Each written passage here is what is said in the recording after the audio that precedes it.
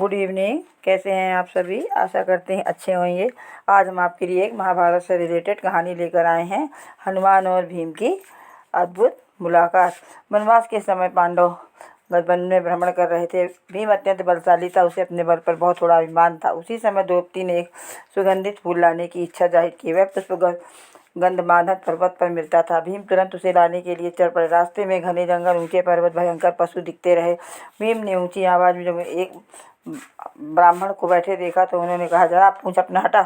बुद्ध ब्राह्मण ने शांत स्वर में कहा, मैं वृद्ध हूँ, मुझसे तो उठा ही नहीं जाता। यदि जल्दी है तो मेरी पूंछ आप ही हटा दो। भीम को यह सुनकर बहुत क्रोध आया और उसने सोचा, एक साधारण वानर की पूंछ हटाने कौन सी बड़ी बात है। उन्होंने अपने बाएं हाथ से उठाने की कोशिश की पर पूंछ हिली तक नहीं। फिर दोनों हाथों से पूरी शक्ति लगाई, फिर भी पूंछ नहीं हिली। भीम आश्चर्यचकित हो गया। उनके माथे पर पसीना आ गया। जब उनका अभिमान टूट चुका, उन्होंने विनम्र होकर कहा, आप कोई साधारण वानर नहीं, कृपया अपना वास्तविक स्वरूप दिखाइए।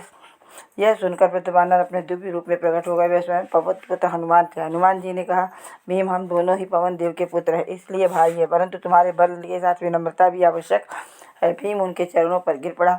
हनुमान जी ने आशीर्वाद दिया, महाभारत के युद्ध में वे अर्जुन के रथ के ध्वजा पर विराजमान रहेंगे और पांडवों की रक्षा करेंगे। इस कथा से हमें यह सीख मिलती है कि केवल बल पर घमंड नहीं करना चाहिए। सच्ची भक्ति और सच्ची शक्ति और विनम्रता, संयम भी आवश्यक है। Please like, subscribe and share my YouTube channel.